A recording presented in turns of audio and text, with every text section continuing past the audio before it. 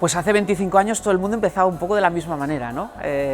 Buscaba a alguien que tuviera unos discos, le dejaba unos discos para hacer sus primeras mezclas, algunos teníamos un pequeño programa de radio en una emisora municipal y te vas dando cuenta de que aquello realmente te gusta, te va calando muy hondo y de una manera o de otra pues te conviertes en profesional. Pues de aquel disc jockey queda, yo diría que todo, ¿no? La esencia de seguir disfrutando con lo que hago, porque evidentemente el día que deje de disfrutar, seguramente, como muchos, pues lo dejaré, ¿no? Pero queda la esencia, que es hacer disfrutar a la gente, ese pequeño grito que oyes cuando pones la canción determinada y te ayuda a remontar una sesión, es mucha ilusión, mucha.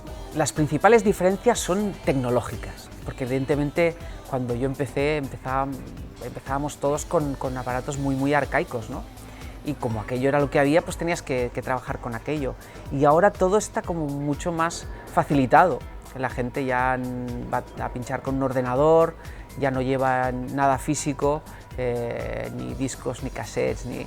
Yo recuerdo que incluso alguna vez cuando no tenías una canción y la oías en la radio, la grababas en cassette y mirabas de hacerte 4 cortes para que luego pudieras pincharla en sesión, ¿no? Y no se enteraran de que era un cassette.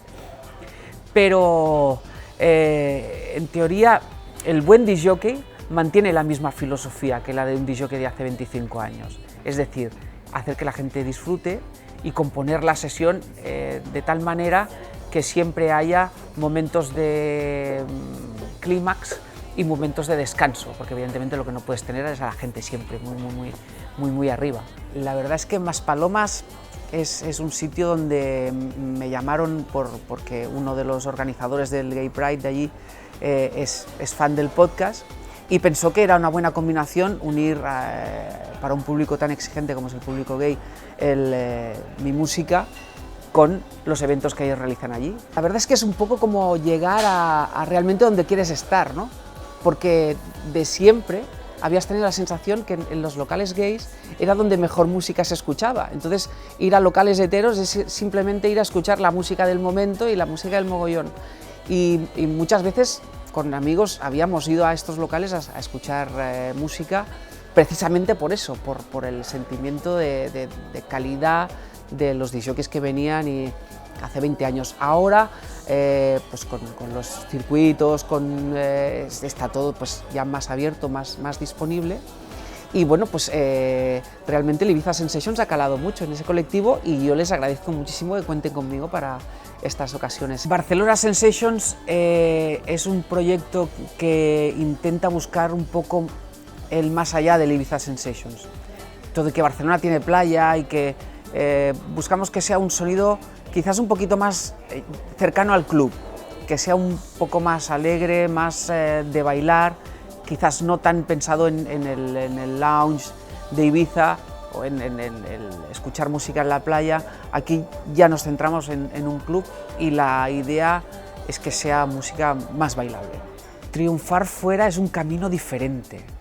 Hay gente que lo hace desde dentro para afuera y en mi caso ha pasado al revés, precisamente, desde fuera hacia adentro.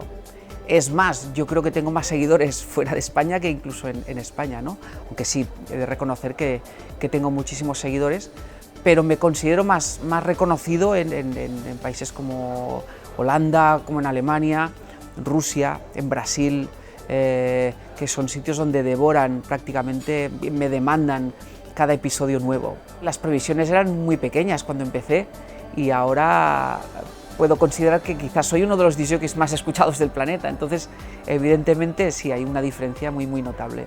Pues es muy impresionante, porque no esperas, iTunes es un portal donde aloja todo el mundo sus podcasts, hay una oferta brutal y evidentemente estar dentro de los 25 primeros en Estados Unidos y en el caso de Inglaterra, que fue el número 9 en un top 10, es algo que no te esperas de entrada. Pero bueno, es una meta que consigues y la próxima pues será ser el número 1, claro.